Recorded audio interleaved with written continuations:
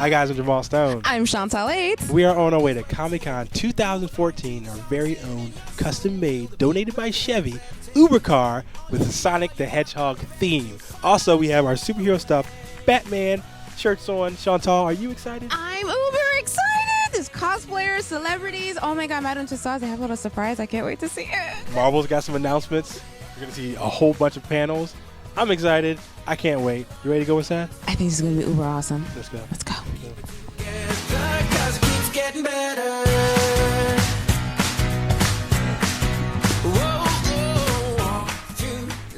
Well, again, we have an announcement. Bobby Tisdale. I play Zeke on Bob's Burgers. Name's Bobby. Name's Bobby. I am Kristen Schaal. I play Louise. And I'm Eugene, and I play Gene. So Great. 5 seasons in. I don't know. You want to take it? Oh, it wasn't me. Oh, who was it? Oh yeah, go for it. So what's the weirdest voices you've had to do in all of your career? What's the strangest voice you've ever had to do? Or strangest moment of character where it had to do something really weird, like a weird yell or anything really bizarre, weird, sexual, This. actually open. No, just kidding. Sorry. Well, except for Bobby, all do our voice. You do I an tweak mine a little exaggeration bit. of his. Away from that. But meaning in Bob's, we're just our selves, and then in general, and other stuff like in Toy sometimes Story, on or- Gravity Falls, Mabel makes funny voices, and I try to get my voice as low as it'll go and stuff, and that's a little weird. But I don't know, it doesn't. I don't think I've had to do anything. Cause sometimes I do my Nick Nolte impression on stage, and that really hurts my voice. That's probably true for Yeah, everyone. Whenever yeah. they try to impersonate Nick Nolte, Yeah, it becomes trouble. it really hurts. So you're not going to do it for us now again? Got a lot more interviews to do. Nice. Is it good? That I was can't great. hear it, but in my head it sounds very good. right on. very But I know in the real world it comes out different. 5 seasons in, is it now that you know the characters, is it easier to sort of riff on them and when you're doing the voices now that you know them? Yeah, I think so. Definitely. Yeah. I think that we've all known each other for a long time, and and also have worked together as comics and in general. So yeah, it's a combination of getting to know the characters and then also just knowing each other for so long. It's fun to kind of Yeah, look around. it's fun to get to live in the character for that long. It's a real privilege. Usually, sometimes I'll get an acting job for a day, and that's it. And so just to get to sit in her for this many episodes, and then you kind of get protective of them, and you're like, oh no, I don't think she would do that. Wait, she really does have a heart for this situation, and it's nice. Yeah. Yeah. I felt like your character made this big turn when she fell in love with the boy band. Do you see Yeah. big corners coming in the future for any of the characters where they're gonna develop and show how their sides or facets of the personality? We just recorded. Wait, what was yesterday? I feel like where Louise shows a very sweet side, actually. That's what the fun thing about Louise. At first, I was nervous that people wouldn't like her because she is so out for scheming and for herself. But then she does have these turns, and I think people like her even more, which is great. I just want Louise to be more popular than Tina.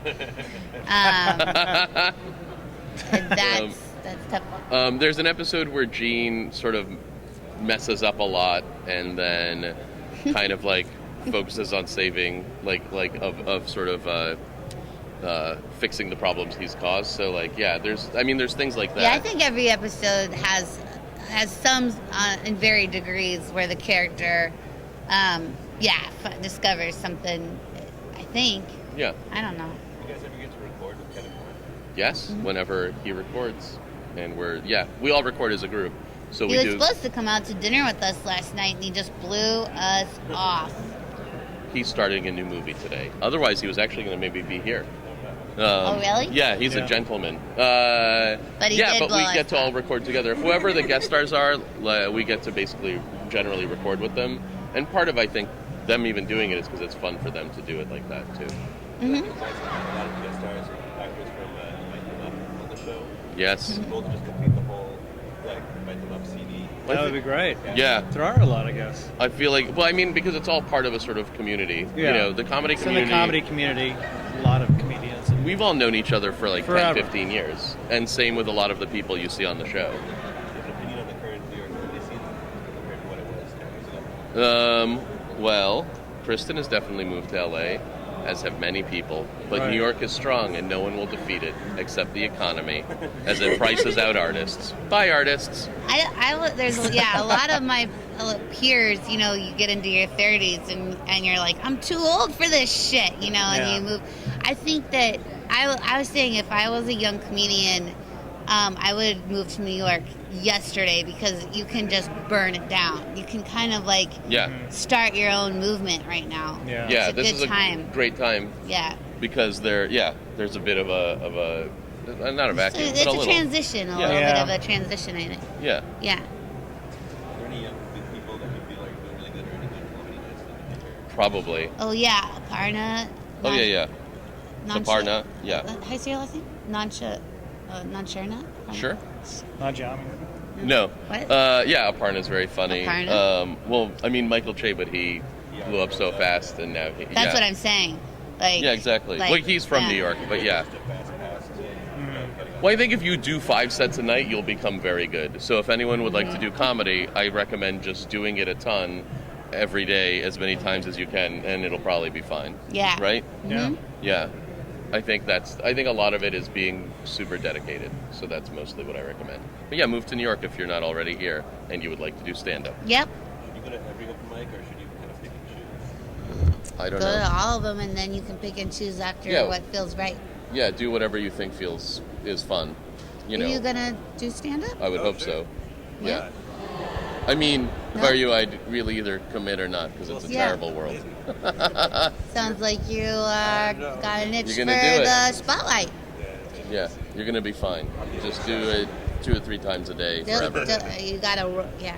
Do you have a bit from the show where you didn't have any idea you were going to do it when you went into the studio, and then when it made it into the episode that you were maybe surprised by or especially happy about? Yeah, there was one where it's like the buckle up, or you'll die. That was just something I started singing, and then it got in the show. There's a Yeah. few things.